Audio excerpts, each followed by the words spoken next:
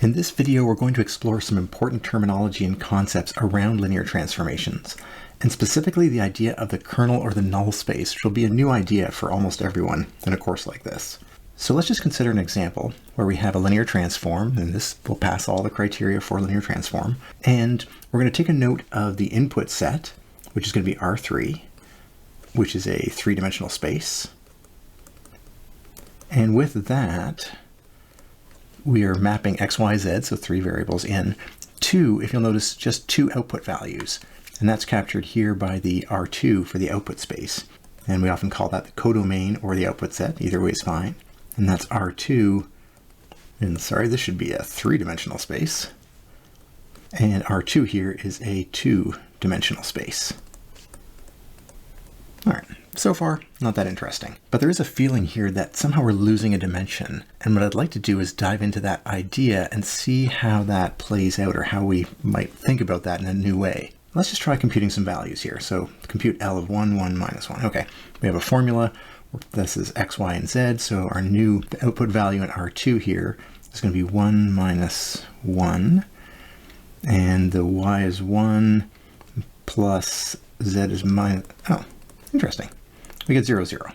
Okay, fine. What about negative 4, 4? Well, there we have x is negative 4, and we're going to subtract the y value, which is negative 4, and then the next component is the y, negative 4, plus the z, which is 4, and wait, 0 and 0. Now, it's also probably not lost on you that these 2 points are vectors in R3, and they're also scalar multiples of each other. And if that's the case, we might have a hypothesis that any other scalar multiple is also, through this transformation, going to end up as the 0 vector. And that seems entirely plausible given the simplicity of this function here. And as we're going to see, that ties back to the fact that it's a linear transform. So let's dive in a bit deeper. What do we think all the points in the input space satisfying some input mapping to the 0 vector, this is specifically the 0 vector in R2, have in common? They are probably all scalar multiples of the vector 1, 1, minus 1. Okay, well, if that's the case, do we have another name for that set of points? Well, that would be the span of 1, 1, minus 1, or potentially the vector space, or the vector subspace of R3 defined by the span of that vector. That's right, should be curly brackets here. The span of 1, 1, negative 1. Well, that's an interesting concept. What if we have a whole set of vectors that are just multiples of each other, or maybe more generally a subspace if we have more than one vector? The ones that map to 0 are somehow capturing something in common to this linear transform. Let's define that set more particularly. If we have a linear mapping from one vector space to another, when we look at the input vectors, so again, focus here, the values of the inputs of what we were studying, the output was always the 0 vector. So what input vectors are mapped to 0 in the output space, we're going to give that set a name and call it the kernel or the null space of the transform. So it's important this is something about the actual transformation that we're applying, what gets mapped to 0. And one way I find helpful to imagine this is that if we have our two spaces, v and w, then what we're going to get is a collection of points or vectors that are all in a subspace, all of them map to a single point, which is the 0 vector in the W space. One way to think about it is we're collapsing a dimension down to a single point. That's often my intuition associated with the kernel. Now let's take a look at something a little more exotic in terms of transformations. If we take the transform from C infinity on the reals, C infinity on the reals, just by defining a transformation of the derivative. This is a linear transform. If I take two functions and differentiate them or add them, the order doesn't matter. Same with scalar multipliers. What is the kernel of that transform? Well, the kernel of L, in this case here, is equal to the set of all functions. Just going to do it in words here. All functions f such that, well, L of f equals 0. The 0 vector, and this is in C infinity. So this is the 0 function, remember. So the question is, what functions get turned into the 0 function by this transform? Well, fortunately we have a way to do that. We know of our derivatives. This will be any constant function. Any constant function.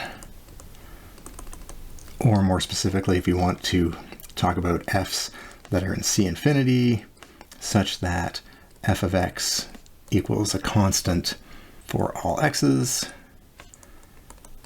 C is just some number in the reals. So the kernel of the derivative transform takes one function into another function. The kernel of that, the thing that gets wiped out, what functions get turned into just a constant 0, are any constant functions. If we take the derivative of a constant function, we get a 0 function.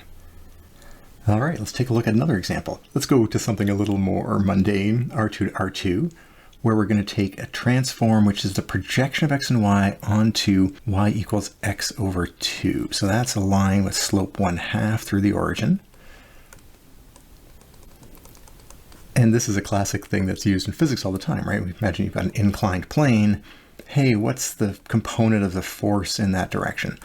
We're getting that kind of flavor.